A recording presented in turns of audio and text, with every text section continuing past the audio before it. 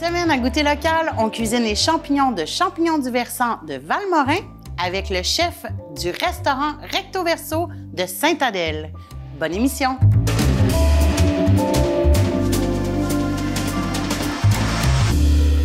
Je m'appelle Bruno Léger, je suis chef propriétaire du restaurant Recto Verso à Sainte-Adèle. Notre spécialité au restaurant, on travaille les produits locaux, produits de fournisseurs locaux et puis beaucoup de produits de forêt de nos jardins. Au restaurant, personnellement, j'aime travailler tout ce qui est frais, de saison. Fait qu'on s'adapte, d'être tout le temps en mouvement, c'est ce qui m'intéresse le plus.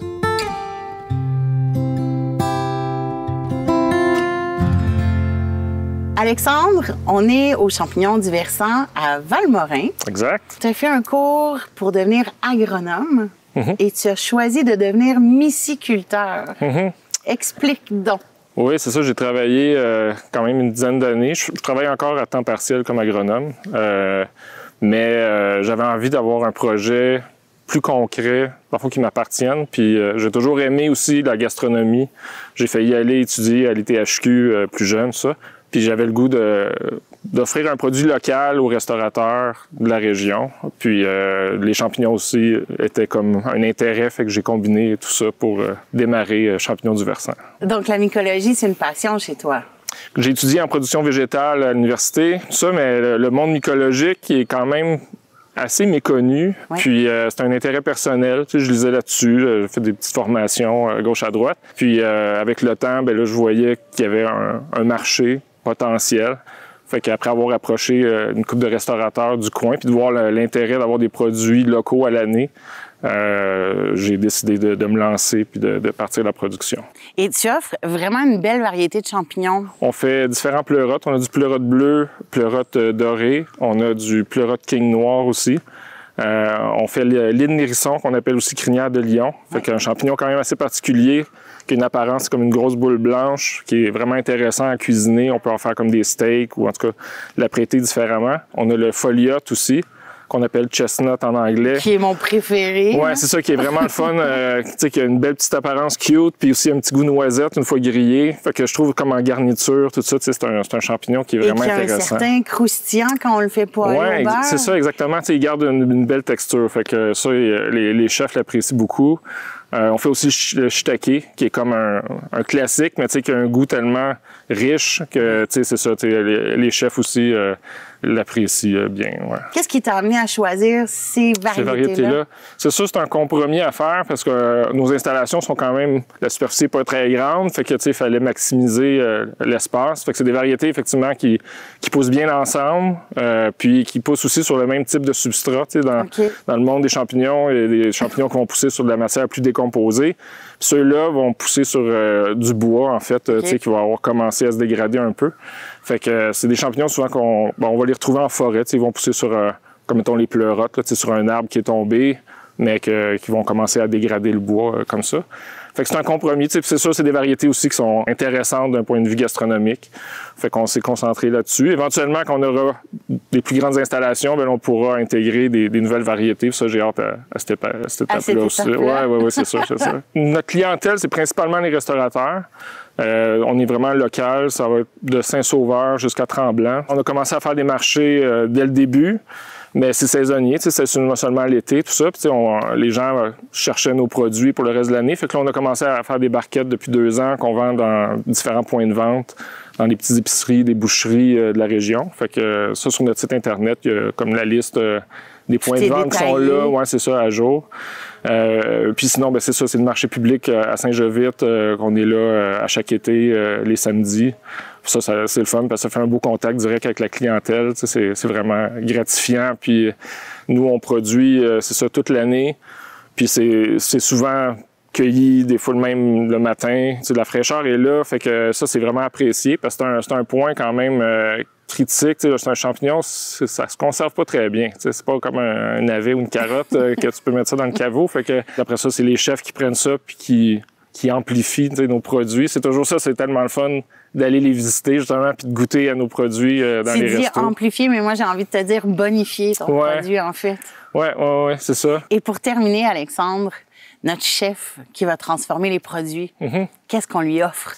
Bien là, j'ai préparé une boîte, un assortiment. En fait, on va avoir du pleurote bleu, pleurote doré, le foliote, puis l'île Nérisson, la crinière de lion, puis du shiitake aussi. Fait que là, j'ai mis un peu toutes les récoltes que j'avais ce matin.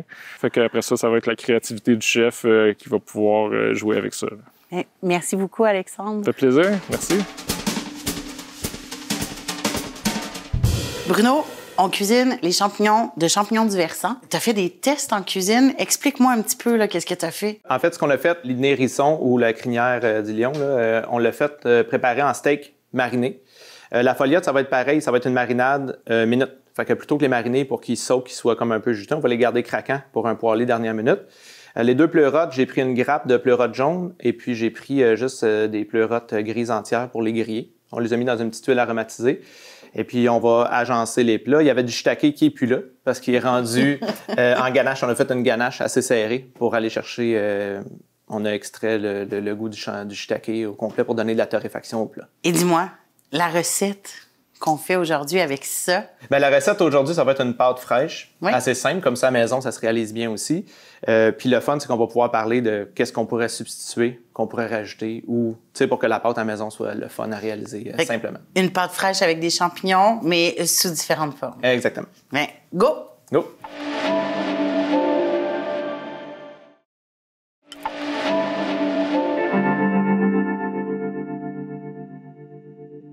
Première étape, on va préparer les champignons.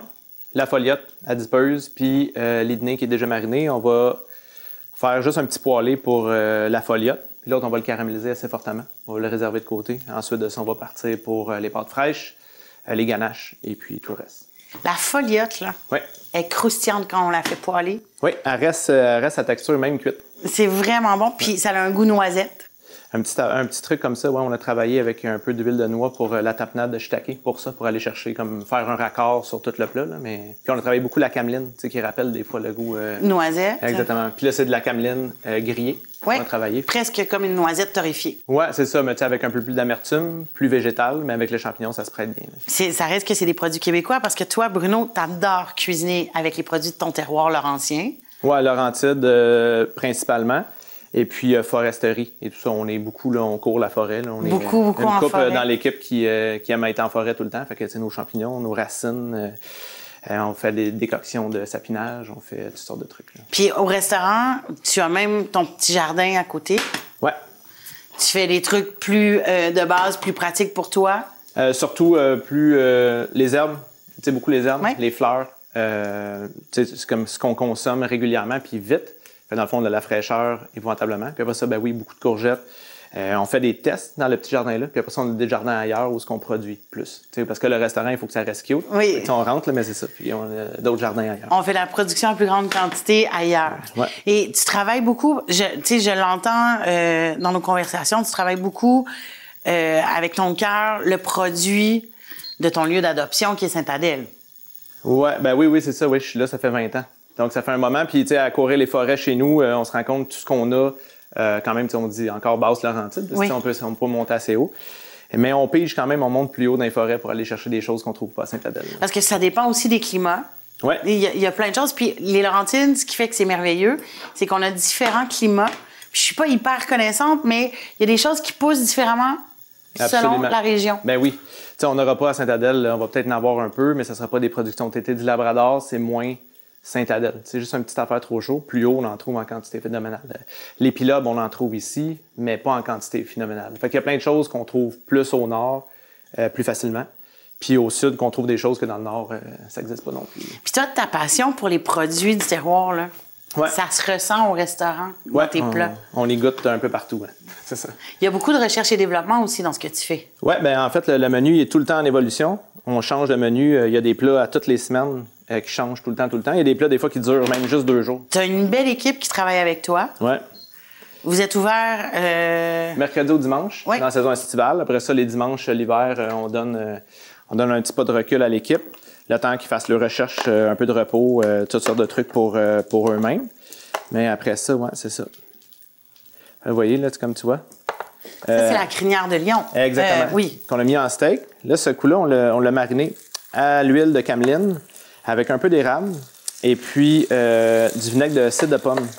Fait que juste l'acidité, c'est simple comme marinade. Je sais que les caméras en arrière, ils vont sentir avec nous autres qu'est-ce qui se passe en ce moment. Ça sent bon, des champignons grillés. Ouais. Puis juste ceux-là, tu peux mettre ton nez dedans. Ça sent quelque chose de particulier. Tu sais, versus les autres champignons. Il y a quelque chose d'humidité aussi. Tu sais, comme tu disais, un peu noix, torréfié, oxydation, mais tu sais, un peu d'humidité. La forêt. C'est ça. C'est pas humidité, je dirais plus mousse de sphaigne. Oui. Là, on appelle ça crinière de lion, mais le vrai nom, c'est Idne hérisson. Exactement, moi, c'est ça. Et en fait, là, on a un beau champignon de culture. Oui, mais de culture, c'est ça. On peut le cueillir en forêt. Exactement, on en trouve en forêt. Puis on trouve le corail aussi. À Sainte-Adèle, c'est le corail qu'on trouve le plus simplement. Oui, c'est ça. C'est à peu près le même truc, un peu moins dense. Puis corail, parce que ça ressemble vraiment à un corail. C'est comme, plus aéré. Oui, puis tu sais, ça pousse vers le ciel, là, fait que voilà. Et dis-moi, toi, dans ta vie personnelle, tu es quelqu'un d'intense. Tu fais du sport extrême? Bien, extrême. C'est un métier qui est assez dynamique, je dirais. Puis pour se garder dedans, bien, on fait du sport. Mais tu sais, en faisant le sport forestier comme on fait, le fun, c'est que je suis pas mal au courant de tout ce qui est présent dans la forêt. Tu pars le matin faire ton vélo, mais en même temps, tu regardes autour de toi, puis là, tu dis, OK, les chanterelles sont là, on est à Sainte-Adèle, chanterelles, fait que go. Tantôt, ben, tu prends le petit chien, tu t'en vas marcher en forêt avec le chien, puis tu ramasses tes champignons. C'est ça, une belle caramélisation, simple. Et dis-moi, ton plat préféré à toi? J'ai pas de plat préféré. Je te dirais que chaque ingrédient de la bonne saison, c'est mon plat préféré pour 2 semaines. Puis, non, mais c'est vrai, tu sais, chez nous, on cuisine pas la fraise autrement que la bonne fraise du Québec. Fait que toute l'année après ça, tu sais, on lactofermente, on confiture, on pickle, on fait plein de choses pour la garder, la préserver. On surgèle aussi. Les framboises, c'est pareil. Donc, tu sais, la framboise, c'est le plus beau fruit au parfait moment. Le reste de l'année, je trouve que ça vaut rien. Fait qu'on la cuisine là, mais on la préserve pour toute l'année. Fait qu'à chaque fois qu'on voit un dessert, même en décembre pour le menu de la Saint-Sylvestre, mais tu sais, s'il y a de la framboise, c'est préservé de l'été. Tous les fruits, c'est juste Québec. Là, on va tricher avec l'agrume pour certains cocktails ou ces affaires-là, mais à la cuisine, le moins possible. Mais les agrumes, on a quand même des belles serres maintenant qui font pousser des agrumes. Ben oui, à Laval. On travaille avec eux pour des agrumes de finition. OK. Mais c'est ça. Est-ce que tu fais des événements spéciaux au restaurant? Est-ce que vous avez, comme là, tu viens de parler du menu de la Saint-Sylvestre? Oui, ben là, c'est ça. Oui, bien là, pour rester local, ce qu'on fait avec certains de nos maraîchers, on fait à tous les automnes, on appelle ça l'événement ménage du jardin. OK. Ça veut dire que là, récolte de la rouge, déranger nos jardins à nous. On se met ensemble, tout ce qui reste, puis que, tu sais, on passera pas vraiment. Là, nous, on se casse la tête, on fait un menu spécial juste avec des restes de feuillage, des restes de compost de jardin, on fait des recettes avec ça. Donc, un menu tout végétal, tout récupération. Puis, on lance un événement. C'est comme c'est tout le temps le dimanche. Puis, c'est les amis, clients et tout ça. Il y a un cover charge pour rentrer, mais on se fait bien du fun. Fait que, des fois, je décline en 17 services le ménage du jardin. Fait que, on fait plein d'événements comme ça. On fait des événements à la ferme, avec certaines fermes autour de chez nous. Toujours le plus proche possible, chez nos maraîchers. Fait qu'on monte des chapiteaux. On fait, nous, le recto, on fait aussi de l'événementiel. Depuis toujours, on est restaurant, mais on est aussi traiteur. Fait que je dirais que dans les dernières années, depuis le COVID, on est spécialisé beaucoup plus dans le mariage, le gros événement. On fait plus de petits événements. On fait quand même quelques lancements quand c'est des amis à nous, ces trucs-là. Mais sinon, on se spécialise dans le plus gros événement. Okay. Donc, table champêtre, mais là, on va réserver une ferme, on s'installe, on monte des cuisines flottantes au milieu de la forêt, on fait toutes sortes de trucs. Est-ce que tu fais des événements spontanés? À chaque fois qu'on fait un événement comme ça, habituellement, ça fait 20 ans qu'on est à notre compte, là. Fait que ça se passe pas mal à l'interne. T'sais, à l'interne, on lance un événement, on en parle aux clients, puis ça se réserve pas mal. C'est déjà réservé. Ça se passe pas mal assez vite. Fait que ça, c'est le fun pour nous aussi. Fait que comme ça, on lance de quoi, on le sait que ça marche, puis on le sait que les gens sont qui embarquent dans nos trips. Là. Fait que si j'entends bien, il faut que je devienne une très bonne cliente chez toi pour pouvoir participer. Minimum 24 fois en un an. Maintenant, on est à quelle étape? On est à l'étape juste des pâtes fraîches. Fait que là, nous, au resto, on fait toutes nos pâtes fraîches. Mais en fait, le resto, le fun, c'est qu'on n'achète rien de transformé. Autant dessert, boulangerie et tout, tout ce qu'on a, c'est matières premières, on transforme tout. Okay. Fait que c'est pour ça que les menus changent souvent. Parce qu'on n'a pas toujours la meunerie qui nous amène la bonne farine pour faire telle sorte de pain, nos levures, on fait nos levains. Fait que les levains, on les part des fois avec du cambium, d'écorce d'arbres de forêt, on les part avec des légumes qu'on prend du jardin bio. Fait que bio, juste comme pas lavé, pas rien, c'est ça. Fait que comme on repart des fermentations avec certains trucs. Fait que nos levains sont de spécialité, je dirais. Puis ici, ce coup-là, les pâtes, ce qu'on a fait, c'est assez particulier. Fait que tout notre compost de jardin à nous, tout le feuillage, chou rave, feuilles de tomates et tout ça, on fait déshydrater ça, on en fait une farine. On prend, ça c'est avec des pains briochés. Fait que nos brioches, toutes les hand cuts qu'on coupe pour que le client ait la parfaite tranche, ben, nous ce qu'on fait, on prend tout ça, on remet en farine. Fait que ces pâtes-là sont faites avec la récupération de nos pains, de la farine d'herbe, de compost du jardin, puis oui, des œufs.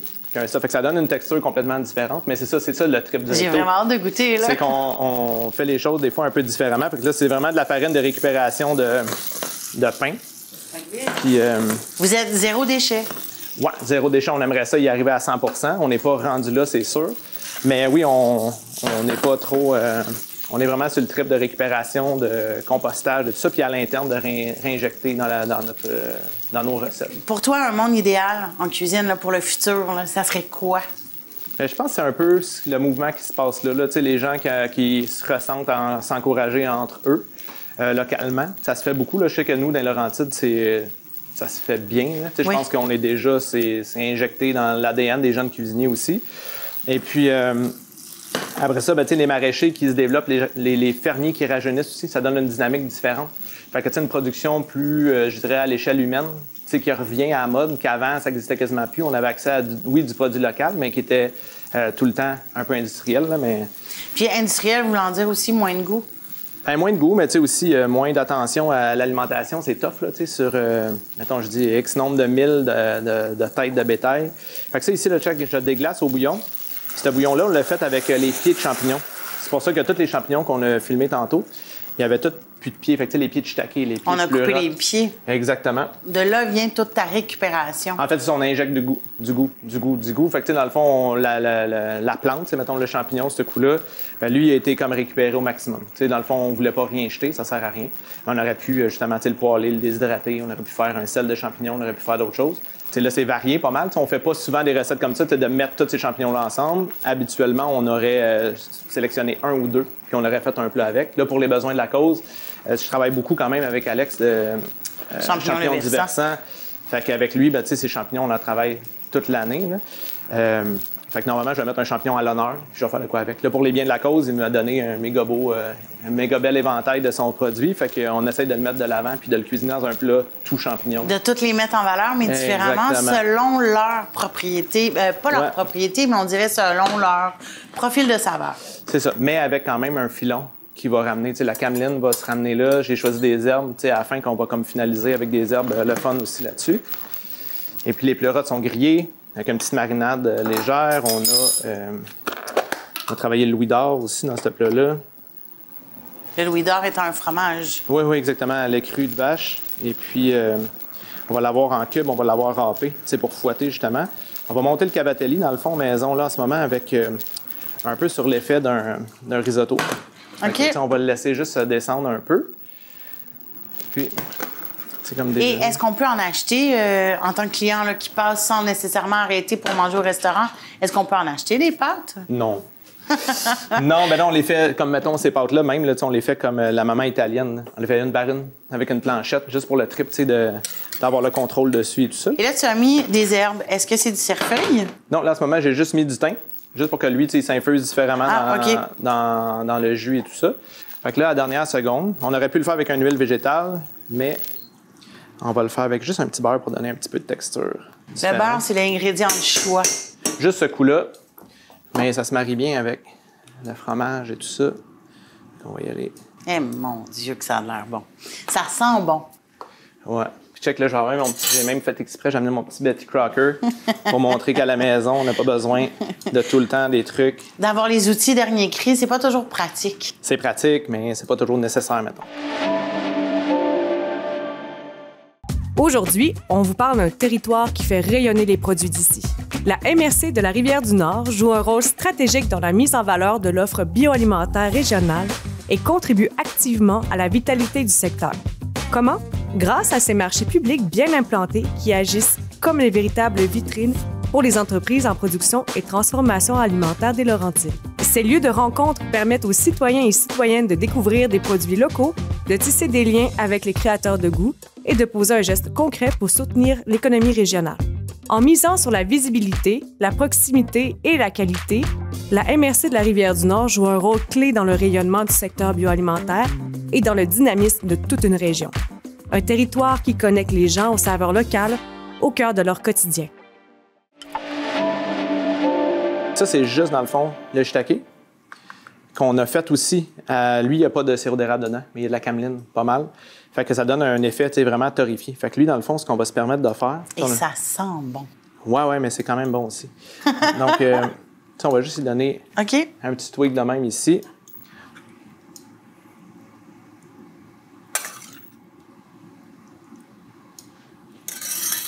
Parfait comme ça. On va tricher avec un petit pickle. Ça, c'est les pleurotes? Ouais, les pleurotes en pickle, tu sais, qu'on a... On va en mettre juste ça ici, là. C'est comme ça. Quand tu dis pickle, pour toi, qu'est-ce que tu veux dire? En fait, ce qu'on a fait, on a fait un pickle à chaud. On l'a fait griller fortement. OK. Puis dans la même marinade, mais beaucoup plus liquide. J'ai rallongé avec de l'eau, qu'elle soit pas aussi intense que le reste. Ça fait comme un steamé qui finit la cuisson du champignon. Et puis là, voilà. Oh. Ici, on va prendre un beau steak. On va rajouter au centre de cette pâte-là, ici, comme ça. On se rajoute nos petits cubes. On va rajouter, tu sais, pour donner de la texture, on va se rajouter des petits cubes, encore une fois. De fromage. De Louis d'or. On n'est pas obligé d'aimer les champignons pour aimer, exemple, la crinière de lion.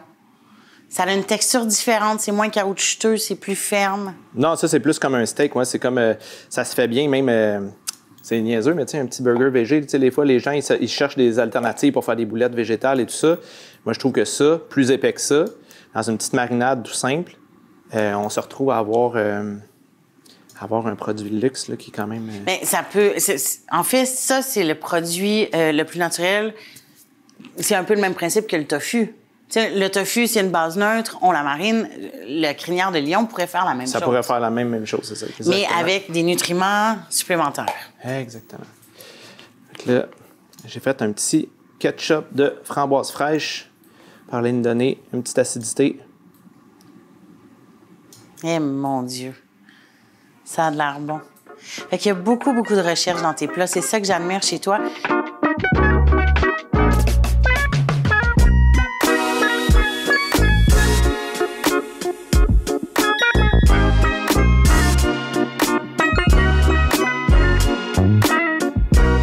Ton plat est magnifique, Bruno. Est-ce qu'on y va? Allons-y. Un petit peu de tout. Ouais, la bouchée suprême, c'est un peu de tout, c'est ça.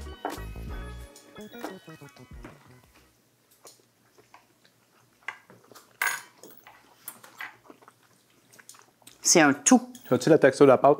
Tu sais, un peu plus crémeux, mais il y a moins de farine dedans. Puis là, c'est la récupération de farine, mais quand même, une bonne texture serrée. C'est vraiment je sais même pas comment dire, c'est une boucle. C'est complet.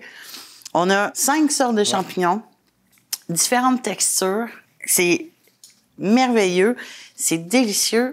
Et rappelle-moi encore une fois, la framboise, c'est... Framboise, c'est juste de l'extraction de base, à peine gélifiée. Fait que c'est comme nature. Ça donne beaucoup d'acidité. Ça serait comme le dash de citron dans un plat pour donner un petit tweak ou du verjus ou quelque chose. Là, on a pris la framboise. C'est vraiment délicieux. Bruno, et le fromage? Oui. Attends, je réessaie. J'ai oublié mon petit cube de fromage. On a vraiment... Puis le maillage de saveur, il est parfait. Les champignons sont vraiment délicieux. Bruno? Merci à vous autres. Puis merci à Alex, parce que c'est à cause de lui qu'on a des produits de même. Derrière chaque recette, il y a un chef, mais aussi une belle façon de redonner à la communauté. Votez pour votre coup de cœur et grâce aux caisses Desjardins des Laurentides, 3 organismes de la région recevront 1 000 $ chacun. Pour voter, il suffit de scanner le code QR. Pour plus de détails, visitez tvbl.ca.